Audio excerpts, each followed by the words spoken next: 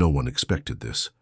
Just days after the world mourned the death of Pope Francis, his only surviving sister stepped forward.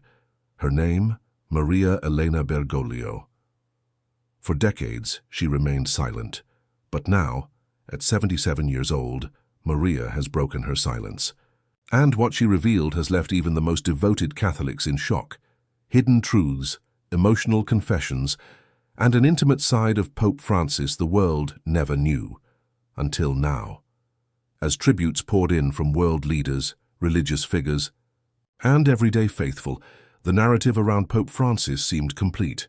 The first Latin American pope, a champion of humility, a reformer of a tired church. But as Maria Elena opened her heart to the world, it became painfully clear. There were parts of her brother's story that had been buried. And what she shared wasn't just sentimental, it was explosive. Maria Elena spoke from a place of deep love. But her words were also laced with regret, burden, and unsettling truth. In her own words, he was not just the Pope to me. He was Jorge, my brother, the boy who chased dogs in the yard, who made me laugh when I was sick, who cried the night our father died. And then she said something that stunned the room into silence. I never wanted him to become Pope. It cost us more than the world will ever know. The cost? That's the mystery that immediately caught the world's attention. What did she mean? And what had Pope Francis, Jorge Mario Bergoglio, truly sacrificed behind the grandeur of Vatican walls?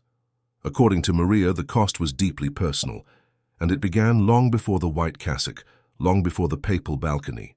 It started in Argentina, in a modest family home with a quiet boy who carried the weight of something far bigger than himself. Maria revealed that Jorge was always serious, even as a child. He was kind but deeply introspective. Even back then, he was burdened. But the root of that burden, she explained, came from a secret their family kept for decades. It was a betrayal, not of faith, but of blood. Their father, she claimed, had a second family, their truth hidden from public view and buried under shame and silence. Jorge discovered this hidden life around the age of 12. That moment shattered him. His childhood innocence dissolved instantly. From that day forward, Maria said, he became obsessed with righteousness. He wasn't running toward God. He was running away from something he couldn't understand or forgive. That's why he became a priest, she said. Not out of divine calling, but out of guilt, out of sorrow, out of a desperate need to escape the emotional wreckage at home. This revelation painted a vastly different picture of the Pope the world revered. Was his humility a virtue or a form of penance? Was his love for the poor not just compassion, but a way to heal the broken pieces inside himself? Maria's words turned the public image of Pope Francis upside down, and just when the world thought it couldn't get more shocking, Maria dropped another bombshell. There's something the Church would prefer I never speak about. That something was a private file, a Vatican secret, and Maria claims Pope Francis hid it until the day he died. According to her, during one of his last visits to Argentina, before his papal election, Jorge handed her a handwritten letter. Along with it, a small metallic key. If anything happens to me, he wrote, and the world starts asking why I kept silent, tell them to look beyond the gold and marble. Tell them to look where even light avoids the corner. Maria never opened the letter while he was alive. She honored his request, but the day he died, she unsealed it. Inside, she found a chilling confession. Pope Francis had discovered something during his years as Archbishop of Buenos Aires, something that would haunt him throughout his papacy. The letter referenced financial corruption, abuse cover-ups, and secret deals between the Vatican and powerful world governments. It wasn't just scandalous, it was damning. He had documented it all, letters, recordings, and personal notes. He called it Il dossier nascosto, the hidden file. But Maria never used the key. After his death, she tried.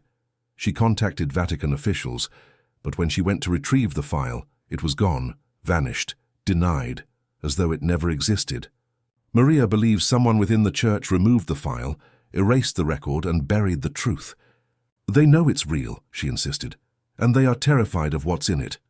And then came Pope Francis's final request. one she says he made just hours before his death. According to Maria, in his final moments, Jorge took her hand. His voice was weak, his skin pale.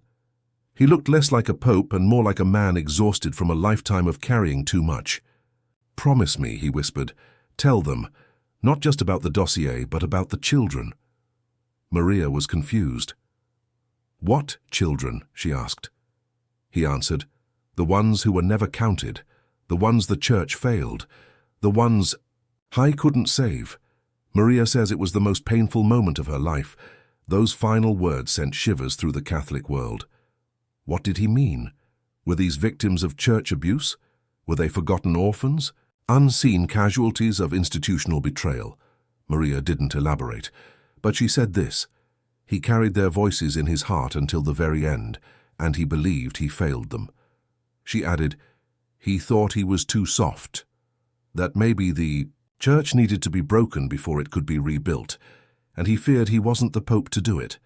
The world now sits with a question: what if the man we saw as the most humble Pope in history was also the most haunted? The Vatican has yet to issue an official response to Maria Elena's statements. Behind closed doors, sources say there is growing concern about the potential fallout. Some believe her claims threaten the very foundation of Pope Francis's legacy. Others believe they confirm what reformers inside the church have whispered for years, that Pope Francis knew far more than he let on, and that he walked a tightrope between truth and collapse. Maria's final message was as heartbreaking as it was bold. "I love my brother," she said, "but I also saw what it cost him to carry everyone else's sins on his back. He wanted to be the bridge between the old and the new. But maybe the bridge was never meant to carry that much weight." She ended her interview with tears in her eyes. "If the church wants to truly honor him," she said softly, "it needs to stop protecting its image and start protecting its people." The silence that followed was deafening. Now, with the world still mourning, the question remains: what happens next? Will the Vatican confront the shadows Pope Francis left behind? Will the truth inside Il Dossier Nascosto ever see daylight? And, most importantly, will the children he spoke of ever receive justice? One thing is certain: Pope Francis's death didn't end his story. Thanks to Maria Elena, it just began a new chapter. And this chapter may be the one that changes everything.